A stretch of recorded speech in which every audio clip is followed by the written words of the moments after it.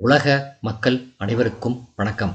இப்போது நாம் மிதுனம் ராசியின் பங்குனி மாத ராசி பலன்களை பார்ப்போம். உங்கள் ராசிநாதன் புதன் பாகிஸ்தானத்தில் லாபாதிபதி செவ்வாயோடு இணைந்து சஞ்சரிக்கிறார். உங்கள் ராசிநாதன் புதனை குரு பார்க்கிறார்.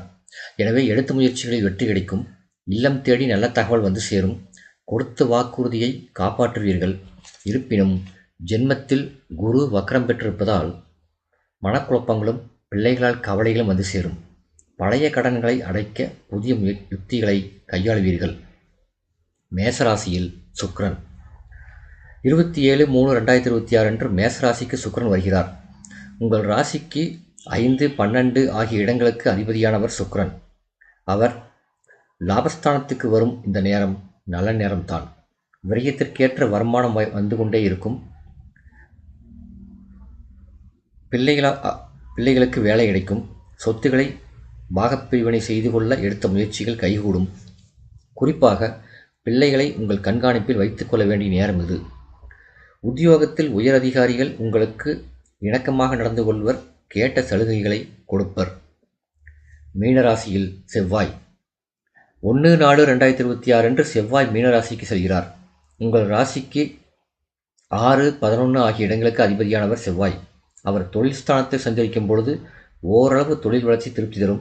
உத்தியோகத்தில் உள்ளவர்களுக்கு வேலைப்பளு அதிகரிப்பின் காரணமாக அதை விட்டு விலகி சுய தொழில் செய்யும் சிந்தனை அதிகரிக்கும். துணிவும் தன்னம்பிக்கையும் கூடும். வெளிநாடு சென்று பணிபுரிய வேண்டுமென்று விரும்புகின்றவர்களுக்கு நல்ல நிறுவனங்களில் இருந்து அழைப்புகள் வரலாம். ஆயினும் அதை உபயோகப்படுத்திக் கொள்வது அரிது. இளைய சகோதரத்தோடு இணக்கம் ஏற்படும். பொதுவாழ்வில் உள்ளவர்கள் வீண் பழிக்கு ஆளாக நேரிடும்.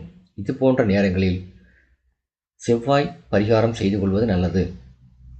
மீனராசியில் புதன் 6/4/2026 மீனராசிக்கு செல்லும் புதன் அங்கு நீச்சம் பெறுகிறார். உங்கள் ராசிநாதனாகவும் 4ஆம் இடத்துக்கு அதிபதியாகவும் விளங்குபவர் புதன். புதன் நீச்சம் பெறுவது யோகம்தான். ஆரோக்கியம் சீராகி ஆனந்தப்படுத்தும். விருப்ப ஓய்வில் வெளிவந்து சுயதொழில் தொடங்க முயற்சியில் ஆர்வம் காட்டுவீர்கள். நண்பர்கள் மூலம் நீண்ட நாட்களாக நடைபெறாத காரியம் நடைபெறும். அதிகார பதவியில் இருப்பவர்களின் நட்பு கிடைக்கும். குருவின் வக்ர நிவர்த்தி.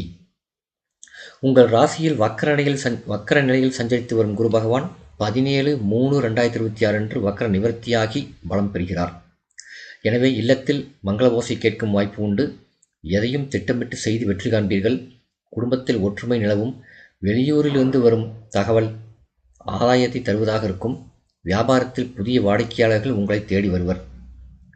சனி மற்றும் செவ்வாயின் சேர்க்கை 1/4/2026 முதல் 13/4/2026 வரை மீனராசியில் சனியும் செவ்வாயும் சேர்ந்து சஞ்சரிக்கிறார்கள்.